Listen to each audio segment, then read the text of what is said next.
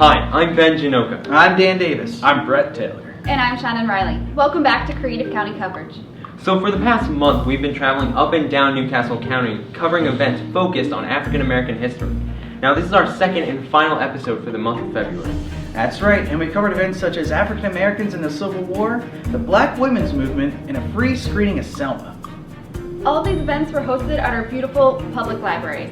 So when you get a chance, check out your local library and the Newcastle County events hosted there. We got an exciting and informative event for you today as we go to Ben Janoka as he covers a presentation at the Newark Free Public Library on African Americans in the Civil War.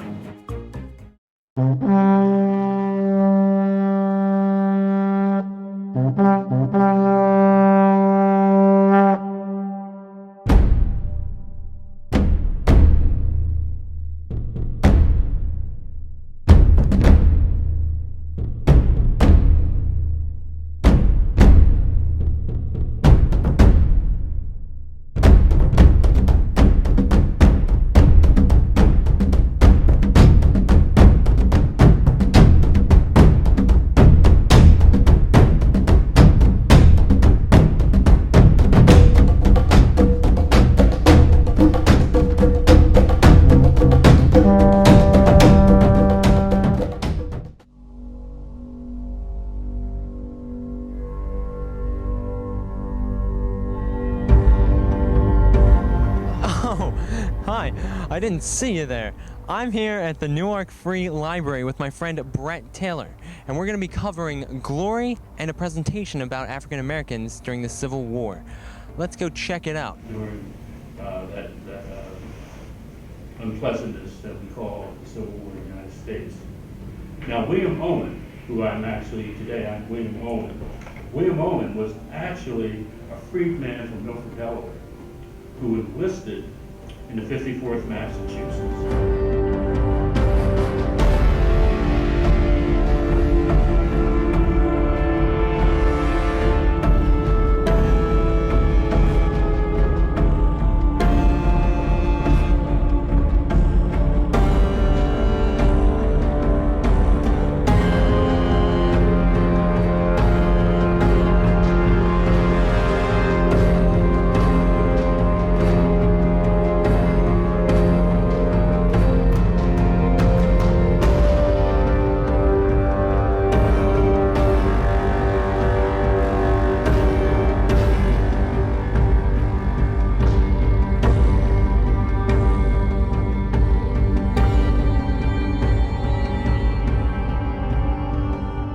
So I'm here with Private William Owen. How are you, sir? I'm very well today, very well.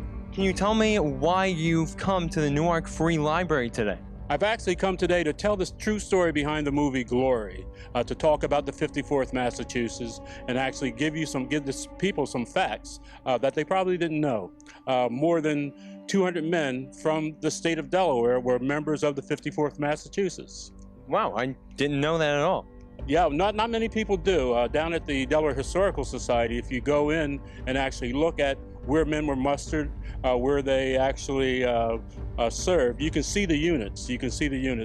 Frederick Douglass spoke here in Wilmington on July 3rd before he gave a major talk in Philadelphia at Fort William Penn in 1862. But he came to Wilmington to get men from Delaware to enlist in the 54th Massachusetts, the very first unit that was called in the U.S. colored troops. Wow, it's quite the inspiring guy. You're going to hit somebody because everybody's side by side. I could be aiming at you and hit him Thank God. because the weapons weren't that accurate. Well, here, I'll go ahead and Okay. I trust you with that more than me. Okay. But can you tell me a little bit how the presentation went and the highlights from I today? think the presentation went excellent. The questions, I really enjoyed the question, the Q&A at the end of my talk. Everybody seemed to be very much interested. But it's a wonderful show. And when I become Benjamin O. Davis, I actually do it in a full flight suit. So with the scarf, the little leather helmet, and the goggles. So he was the head of the Tuskegee. He was head of the Tuskegee, but he was the colonel in charge of it. And he ended up becoming a general. Once the U.S. Air Force, because there were, U.S. then it was the Army Air Force. Yeah. So his father, Benjamin O. Davis's father, was the first black general, and he was a man who actually enlisted during the Spanish Americans.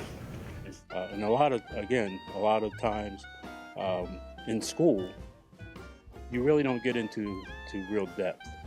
I mean, you read what's in the textbook, but you don't get a lot of discussion. So I really appreciate the libraries throughout Newcastle County taking the time to invite speakers, visiting scholars or speakers bureau people from the Delaware Humanities Forum.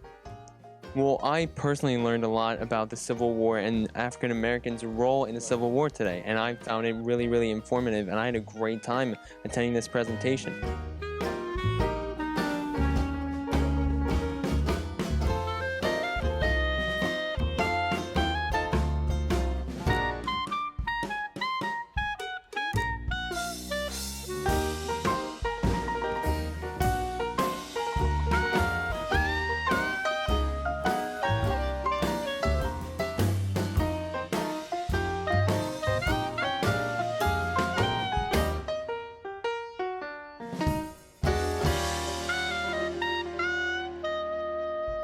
Like, your enthusiasm, like, in front of everyone is just, it's contagious, and that makes all the content you're pushing forward so much fun to learn. And again, like, thank you so much for being a part of our day and our episode here, and thank you for being a part of African American Month in general. Okay. Well, thank you for recognizing me as I came into the library. Yeah, well, it's you're hard to miss. Wow, that was really interesting. Great job, guys. Thanks. We really had a great time, didn't we, Brett? Oh, yes, we did. So, what did you have the pleasure of working on this week? Well, I had the pleasure of covering the African American Women's Movement at the Bear Library. Wow, it sounds really interesting. It was. Let's check it out.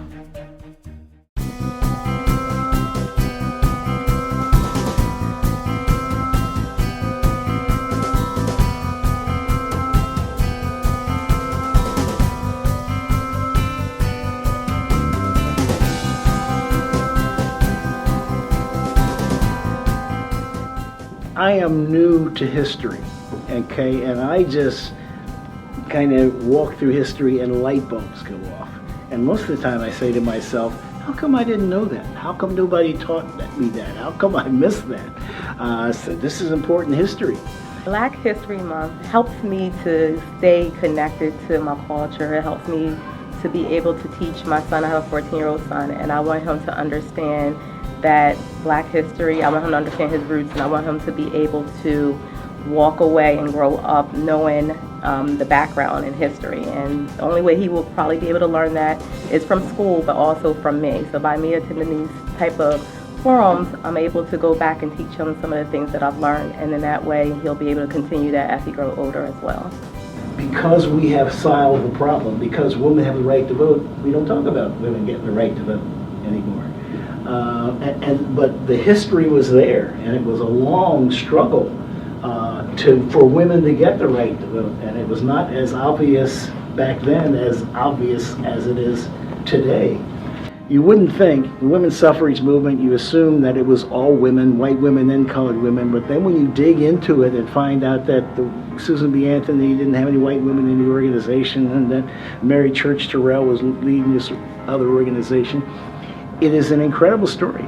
These things just intrigue me. It intrigued me that there was this speech that Mary Church Terrell gave to the National American Association of Suffrage Movement. A speech which I put up there with Martin Luther King's "I Have a Dream" and Gettysburg Address, etc., where she said, "Don't give us the right to vote. Just because white women are getting the right to vote, give us the right to vote because we have earned the right to vote." And it is a powerful statement in history to know how to position yourself and how to position your argument.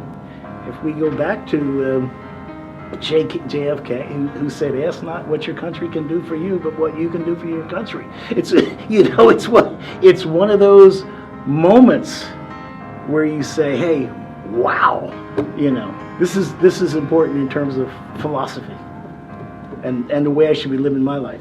Today, there's still a lot of powerful black women, and I see where back then those women pushed it forward.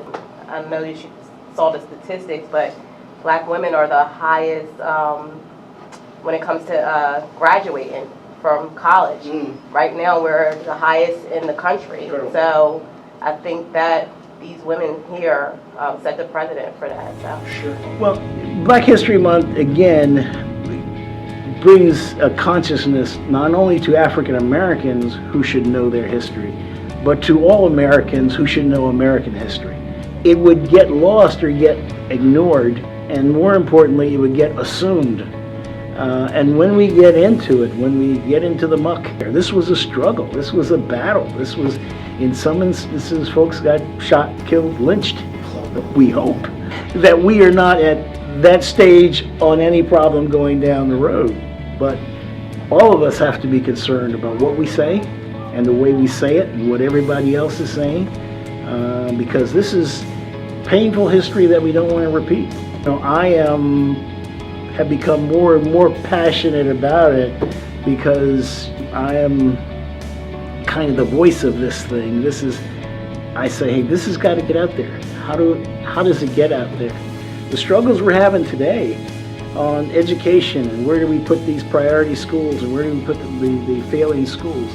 Well, if you go back in African American history, it was illegal to teach a black person to read or write. So we've come a long way, baby, but we still have educational issues, okay? And we say, well, how can we make teaching blacks to read or write legal? That took the Civil War. And now we have to say, okay, how can we fix those schools that are failing? And you assume that if you can overcome this one, you can overcome that one too. At least we hope.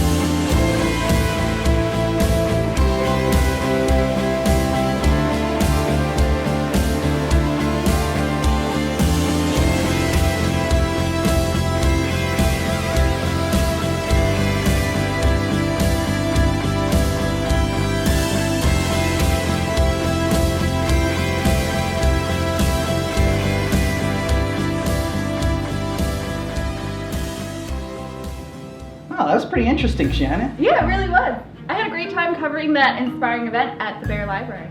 Wait, that was at the Bear Library? Yeah. I was at the Bear Library. No way! Yes way! What'd you do there? Well, me and Brett, we went and saw Selma. Well, how was that? We'll check it out.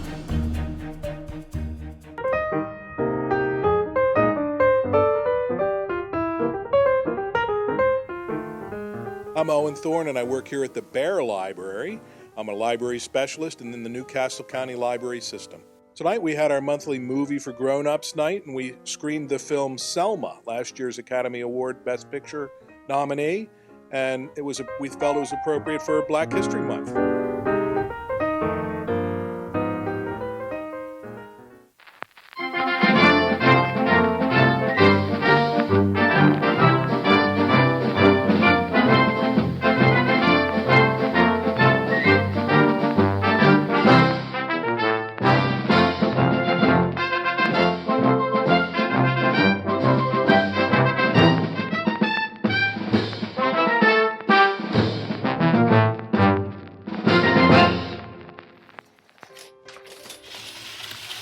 Hi, I'm Dan Davis from NCC TV. And I'm Brett Taylor from NCC TV. And this is Creative County Coverage Real Movie Reviews. And tonight's picture is 2014's Selma, directed by Ava DuVernay and starring David Oyelowo.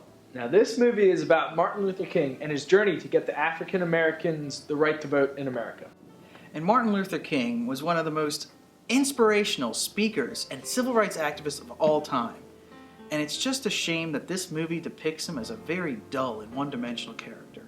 This film just takes itself way too seriously, that it's extremely over the top. And those characters, like you said, extremely one-dimensional. Now the one thing the movie did do very powerfully was showing the police brutality scenes. I thought those were done pretty well, and they actually gave a good interpretation of the hate and racism that was going on in the South at that time. But when you have one-dimensional characters and a one-dimensional story that literally goes nowhere because it's a historical drama. We already know what's happening, and there's already archived footage. I agree with you on that. I agree with you on that point. What's more interesting? And Brett, compare this to other films like I don't know, Schindler's List or Braveheart or Saving Private Ryan, Gandhi, or Amadeus, Malcolm X. You know what those films do? They take those historical events, which we already have the general knowledge of, and then they put a more three-dimensional characteristic to it, which invests us into the movie. Right. And this movie just fails to do so. It really does, and it's one of those films where you watch in history class, in high school, that the teacher makes you watch, and you're just bored to death on your desk like this. There's no personal touch. There's such a great story in history. There's no personal touch to such a great story in history, so it just comes off as a visual Cliff Notes. And that's a wrap for Creative County Coverage. Movie reviews. See you next time.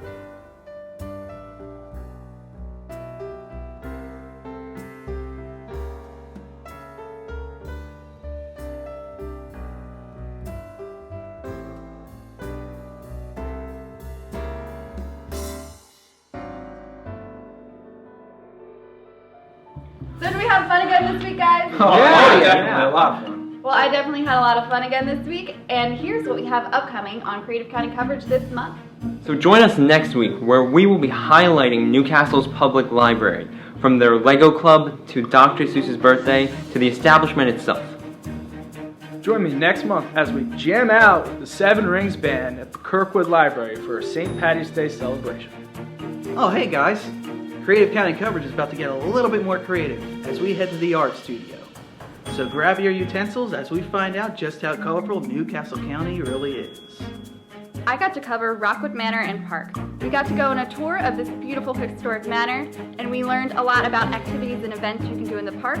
This program is full of information for you, and I hope you enjoy it. Can't wait to show it to you.